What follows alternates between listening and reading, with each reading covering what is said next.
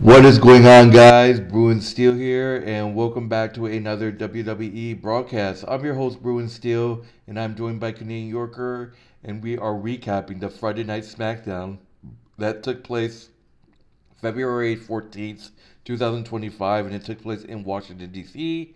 And yes, really late video. Would apologize for the late video. We're doing Smackdown, which was last week, so both pretty busy this week. So, yeah, I had some shit going on this past weekend, so couldn't do it. And now we're doing it on a Monday night, so yeah, sorry for the late video, but Canadian Yorker, how's it going tonight?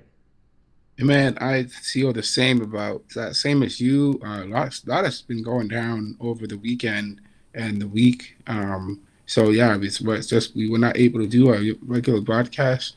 Glad to be here talking to you guys about WWE, and let's get this thing started. All right. So to start off the SmackDown show, we got the American Nightmare Cody Rhodes making his entrance. He talks about the gigantic news that his pal main event Jey Uso has picked Gunther to challenge at WrestleMania, and so all eyes are on Elimination Chamber and who will wrestle him at WrestleMania for the Undisputed Championship. Will it be the most natural talent, Logan Paul? CM Punk, John Cena, he'll tell you that it isn't going to be Solo Sokola. He gets interrupted by Drew McIntyre. He asks if he really just gets it, and also Drew McIntyre Rhodes apologizes and says he got a lot on his plate and offers to go again and put some extra spit on the same words. Drew lays out all of his condolence before recounting how he hugged Cody a month ago and he tried to fight him. The guy who, when he was trying to handle business with Sami Zayn, Rhodes attacked. That's Drew McIntyre. He didn't want to be this way, but Cody made it personal, and now he has to remind him who he is. Rhodes says he can't count on one hand the number of men who have beat him since he came back to WWE. Drew is one of them, and he has not forgotten.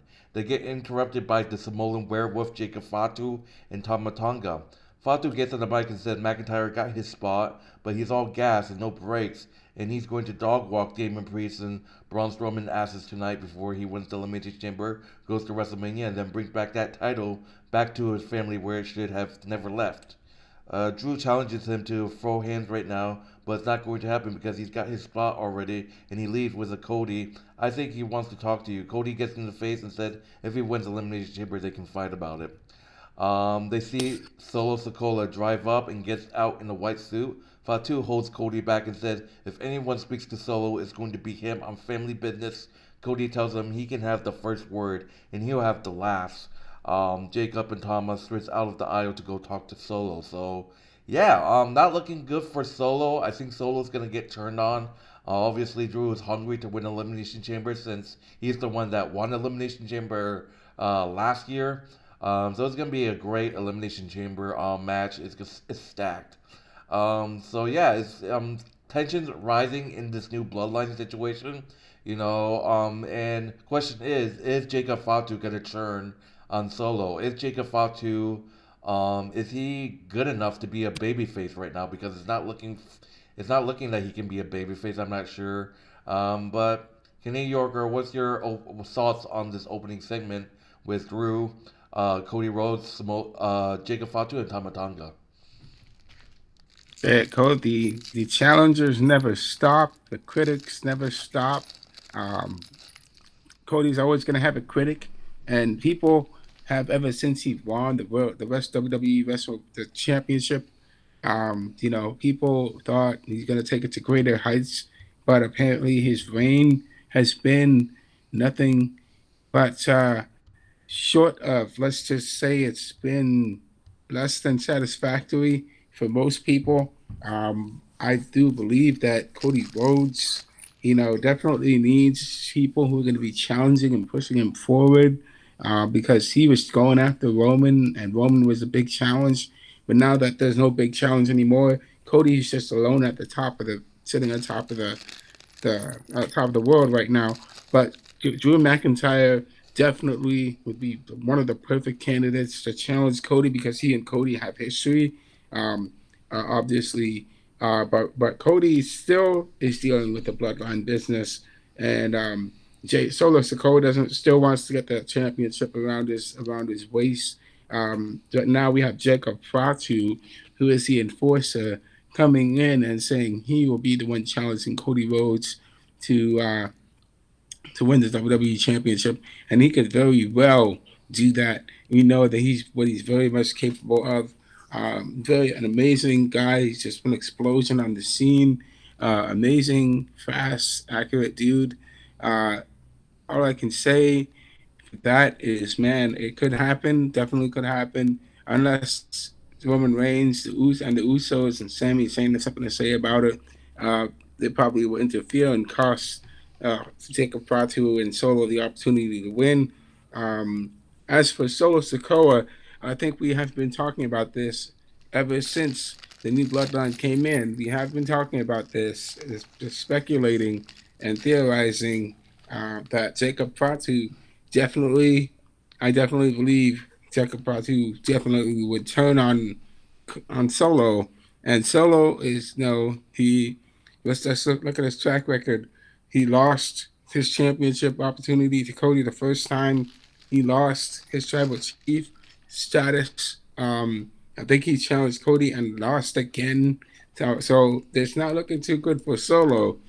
Solo kicked out kicked out Jimmy Uso. Let's not forget that. So I believe Solo's time is coming to an end. We will see Jacob Fatu take over the new bloodline, or probably, maybe, like I have been saying, that The Rock is the one behind this. The Rock is going to be kicking Solo Sokoa out of the bloodline, which is going to, we're going to definitely be seeing a Rock versus Roman situation happening at WrestleMania. Um, I definitely believe that's going to happen. So you have to see what happens with that going forward. All right, so moving on to the first match, we got a Elimination Chamber qualifying match. We got Naomi versus Chelsea Green. Naomi looking for a flash pin. Chelsea jaws at her and decks her. Schoolboy Naomi up in the corner with the butt head scissors, following it with a running medra, and Chelsea bails to the floor where Pimper Niven tries to revive her. Baseball slide step. Green drops her with a boot. Tornado Bulldog from Naomi sets up a Famerer cover for two. X Factor sets up the split leg moonsault, but Green rolls away. Rough Rider, so close. Trading victory rolls to no Ava. Chelsea with a lung blower blower into the turnbuckle. Avalanche kill switch blocked. Springboard. Roundhouse sets up the X Factor. Splints leg off the turnbuckle. Naomi hitting the split leg moonsault to defeat Chelsea Green. Let's fucking go, baby! Naomi defeats Chelsea Green by pinfall to qualify for the Women's Elimination Chamber match. That's what I like to see. Chelsea Green losing. Let's go! And now Naomi's going to be with her tag team partner Bianca in the Elimination Chamber, which is going to be interesting. So we'll see how that works. But Naomi gets the big win over Chelsea Green. Thank you, Naomi, for putting that bitch in her place.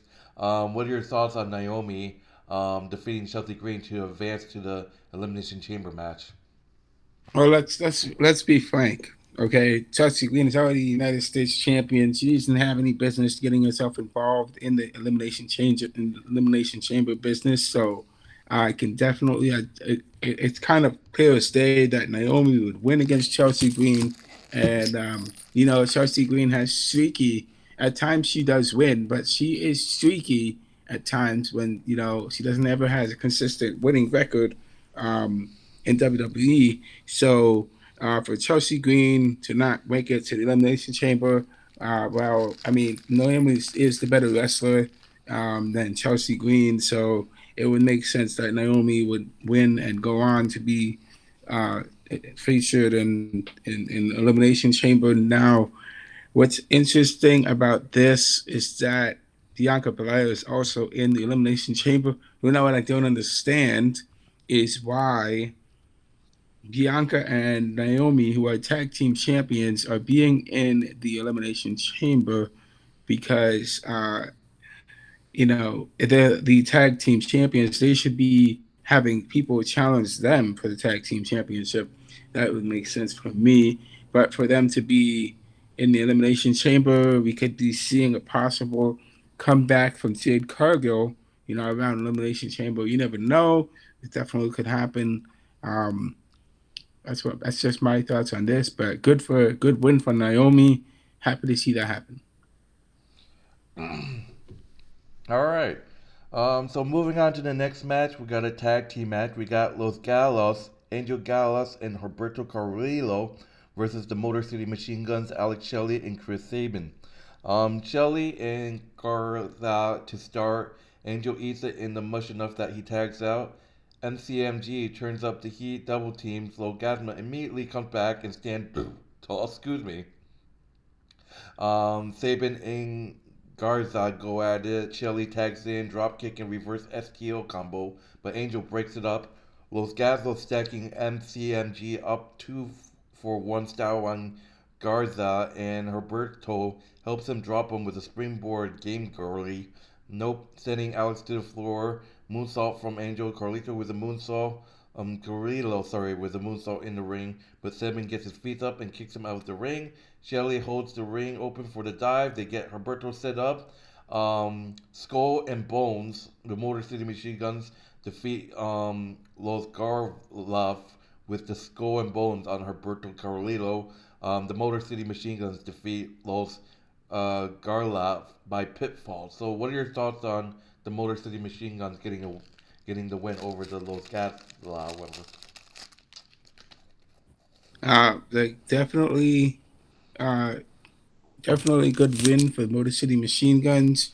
I mean, these guys were the tag team champions before. They definitely know how to get it done, and that's exactly what they did to get it done against their opponent. So, uh, I could see them definitely challenging. They should definitely have one more match with DIY for the championship. That definitely has to happen. Um, just to kind of end this rivalry with them. But I'd like to see that happen. Mm, excuse me, sorry, I'm eating crackers. Sorry about that. Um, Moving on, we got Shinsuke Nakamura making his entrance. We get to see Shinsuke Nakamura. He says something in Japanese before continuing in English that he watched for weeks from the shadows praying for a worthy challenge. He says there's no warriors here. He gets interrupted by LA Knight. LA Knight says, "Oh, she here is playing two lies and the truth. He's been hiding in the shadows. That's true, but he doubts that he's been looking for a worthy contender to test. He talks more trash and gets in the ring. They get interrupted by The Miz. He says a year ago he said LA Knight was a flash in the pan, but here we are, the WWE Universe, eating out of the palm of his hand, and that just proves that the fans aren't educated. They're basic. He sees what Shinsuke sees, that no one is worthy. But you know what? Who's worthy? LA has this one. He guessed that The Miz is going to say himself and makes his case with his Grand Slam and main event victory over John Cena. It's the same gimmick that he tells The Miz to go away. The A-lister mocks, cries about it, and makes fun of Knight for saying it's okay for men to cry last week. Knight says he's right. He said it was okay to cry, but it's just like Miz to miss the point and go too far. And at the top of the list, all-time crybaby bitches, it's Miz, Drew McIntyre, neck and neck. The A-lister said it's been to the top over and over again, and guys like Knight can't measure up to him. Will LA crumble when fans stop cheering because they realize he has no substance, or if John Cena can call a shot? The Miz sure can too, and he calls his shot to challenge Shinsuke Nakamura for the United States Championship while Knight is on the outside looking in like he's been his entire career. He said he wants the title, he makes it shine, but Miz sucks. He's the most important dork and not championship material. He goes for the BFT, but the A-lister bails out of the ring and Nick Aldis comes to the stage. He says they're looking for a fight. Mr. Norma is looking for a challenge, so he puts The Miz in the LA Knight versus LA Knight in the number one contenders match. So what are your thoughts on that segment between LA Knight, Miz, Shinsuke Nakamura? Kind of.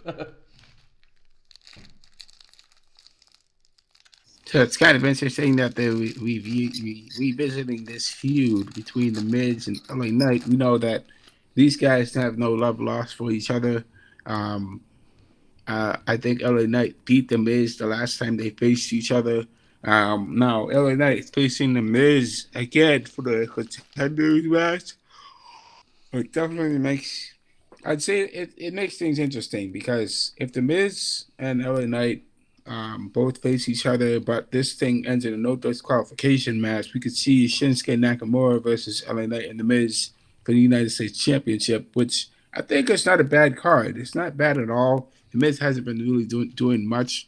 He was with the Authors of Pain, but I believe the Authors of Pain have definitely been disbanded. They've lost some of the firepower, so they've lost three people.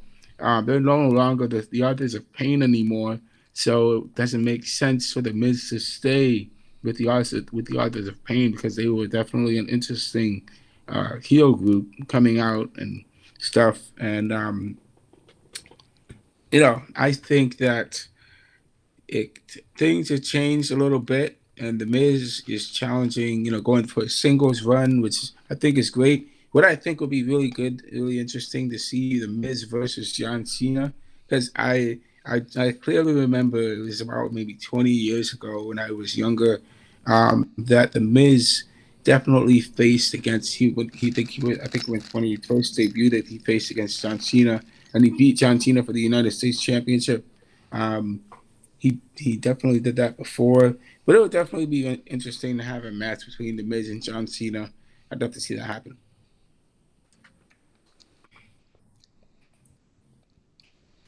All right, and that leads to the next match. We got LA Knight versus The Miz. Miz with a side headlock, body blows from Knight inverted face lock, backbreaker to the neck breaker for two. Action to the floor. Knight bounces Miz face off the announce table, and he wasted no time drawing at Shinsuke Nakamura, and the A-lister takes control. Miz near fall of a reverse STO, another near fall off the basement DDT. Knight gets him laid out off the top. LA Knight hitting the diving elbow drop. LA Knight was able to get the 3 count. LA Knight defeats The Miz by pinfall.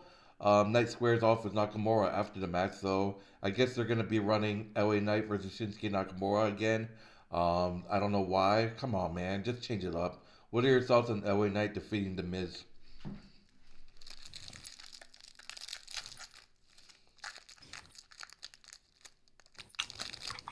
And I definitely think this is too easy of a win for the Miz, to get a win against Shinsuke Nakamura. And I don't really see anyone who could maybe there are people that can challenge.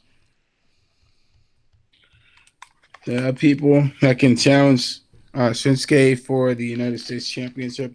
Um, but I would love to see some of the other face wrestlers definitely get the chance to get a shot at the United States Championship because I think Owen has faced the Miz again. They definitely need to have a rematch, and this is a good opportunity for them to have their rematch.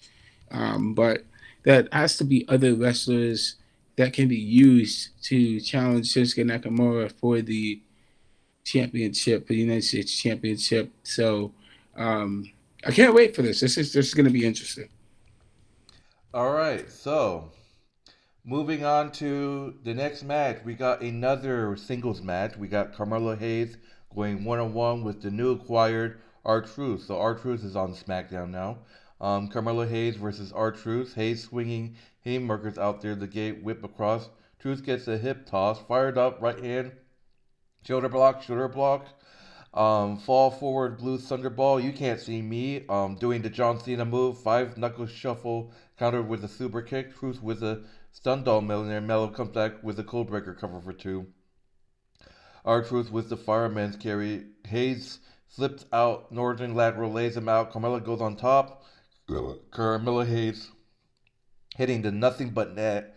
Carmella Hayes defeating R Truth. So Carmella Hayes getting some wins, but man, he's got to beat someone bigger than him. He beat Tozawa last week, and now R Truth. Come on, give him like better opponents.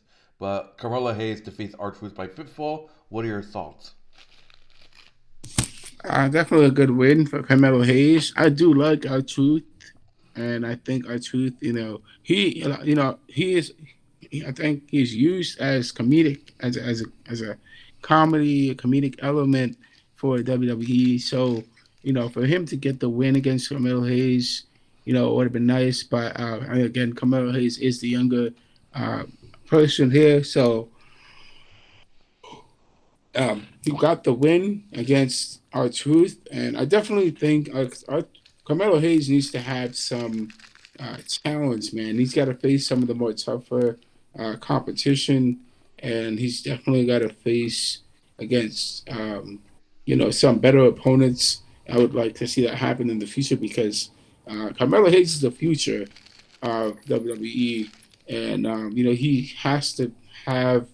Uh, he has to have some quality matches against some really good opponents, even though he's still learning things in WWE from coming from NXT.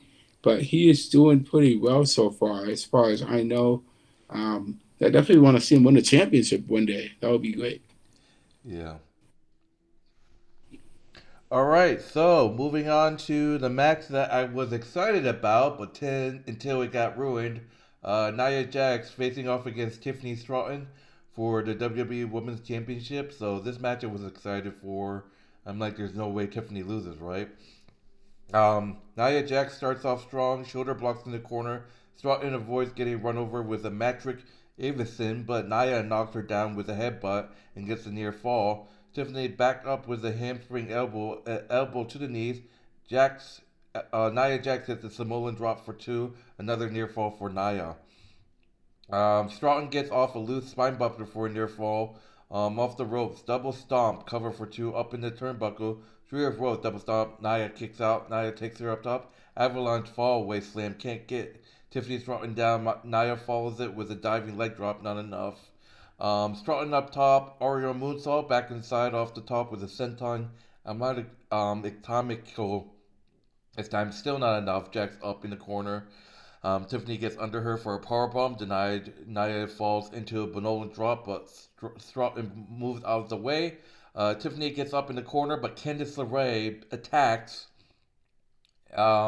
Tiffany Stratton defeats Nia Jax by disqualification. Uh, Post match, Nia rolls with it and lands a corner body avalanche before going up for a belly drop. Post match, we see Trish Stratus jump the rails and make the save, but that damn number games overwhelms her before the referee and road agents appear to break it up. But Nia drops a leg over across Tiffany's back for a good measure. Charlotte Flair makes her entrance and sits on the chair in the ring. She tells Tiffany to wake up and to the Blake if she can hear her because it's still Tiffy time. She chooses Straw and she'll see her at WrestleMania. That's what I'm talking about. I want to see this match. Charlotte Flair versus Tiffany Stratton. Let's go. And that match with Tiffany and Nia, I wanted to see Nia. I wanted to see Tiffany win clean, but no, that bitch Candice LeRae had to ruin that good match. But yeah, Charlotte Flair challenges Tiffany, and that's how all she wrote. And Tiffany and Charlotte at WrestleMania World Thrill, in my own opinion. It's gonna be a banger of a match. It's been in the works, the making of this match. Obviously, two blondes going at it. Let's go. What are your thoughts on Tiffany defeating Nia Jax by disqualification thanks to Candice LeRae? And how do you feel about Charlotte challenging Tiffany? I know we talked about it. So Tiffany defeated Nia Jax by disqualification. Um, it's a win. It's definitely something like the counter to win. However, Nia Jax didn't really need anyone's help to have her win against Tiffany Stratton. She could have just done it herself. Um, the interesting thing uh, about about the situation is that Nia Jax uh, almost, Tiffany Stratton almost lost to Nia Jax for the championship. Now, if she had lost, then that changed a lot of Charlotte Flair's plans. Um, so it would have changed Charlotte Flair's plans. She would have to be facing Nia Jax for the championship. However, since Tiffany Stratton won, since she won, Charlotte Flair came out and challenged Tiffany. But I don't understand is why Charlotte Flair challenged Tiffany because she has uh, no history with Tiffany Stratton. It doesn't make sense for Tiffany Stratton to challenge Charlotte Flair. I just don't understand the reason behind it. For me, I don't think it's a good matchup because Charlotte Flair is going to be challenging Tiffany Stratton. This puts pressure on Tiffany Stratton to win the championship. It would make more sense for me if it were to be Nia Jax that actually challenges Tiffany Stokes. He wins, and then Charlotte Flair challenges Nia Jax for it because then she has a reason to do it. Um, it could have been also. We haven't really seen much of Becky Lynch. Becky Lynch has not been in action, and I'm kind of disappointed that Charlotte Flair did not choose Rhea Ripley like as expected, because Rhea Ripley definitely would have benefited from having another rematch against Charlotte Flair for her championship. That would have been nice to see. So I mean, there's a lot that can be said there, but we'll have to see how this is going down. It's a win for Charlotte for Tiffany Stratton, and she's getting a challenge from Charlotte Flair. So, how is Tiffany Stratton going to respond to that? Is my question. And does she have it in her to actually retain a championship against Charlotte Flair? All right. Moving on to the main event, we got another Elimination Chamber qualifying match, a triple threat. We got Braun Strowman versus Damian Priest versus Samoan Werewolf Jacob Fatu. Fatu goes right for Strowman. You know the history between Jacob and Strowman. He fails to lift him up and gets clubbed down. Priest in with a right hand. He and Jacob team up to send Braun out to the floor. Damian and Fatu haul off each other. Big staggering right hands in the middle of the ring. Strowman returns and takes both of them out. Fighting on the floor, and Fatu smacks Strowman with steel steps. Priest slides in, spinning heel kick on Jacob, charging back elbow, super kick to cut Braun off, charging in, werewolf back body, drops him to the apron, and Priest meets him with a Enziguri. Up on the second, a little old school, but Braun cuts him off, and Fatu hits a Samoan drop before diving on Braun. Up top, Jacob was a senton, cover for two. Fatu was a fireman's carry. Damien slips out of the boxes his ears, but he eats a super kick to the corner. Up top and jogging for position, Strowman gets under them, Tower of Doom out to the floor. Priest hits the reverse STO on Fatu into the announce table. And Braun immediately frustrates him over the announce table, goes on Jacob, choke slam onto the desk. Back inside, Fatu recovered, horse collaring Braun with a steel chair in the corner, charging in the monster, gets a boot up. Whopping Fatu over the back with a chair, Roman horse collars him and cries out, "An eye for an eye," but Solo Sokola here with the Samoan spike. So Solo running interference, I knew was going to happen. Fatu off the top, diving moonsault, but Cody Rhodes is here to even the odds and brawled with Sokola.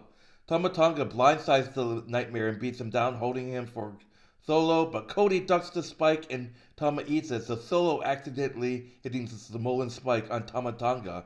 Fatu confronts Solo over it, but Priest blindsides him and sends him over the timekeeper barricade. Crossroads on Solo. Damien back in with Braun, up for the power slam. He slips out and posts the monster. God, salts of heaven on the big man. Damien Priest defeat Jacob Fatu and Braun Strowman by pinfall. Damien Priest qualifies for the Elimination Chamber. So, yeah, what a match. By the way, post match, Rhodes shakes Priest's hands. Um, So it's gonna end terribly for Solo because he accidentally hit the Samoan spike on Tonga, and Jacob Fatu doesn't think it was an accident, so that's gonna make things worse between the new bloodline. But Damian Priest defeats the two monsters, Braun Strowman and Jacob Fatu, by pinfall. So what are your thoughts on Damian Priest winning this triple threat and qualifying for the Elimination Chamber match? Wow, what a heavyweight match up.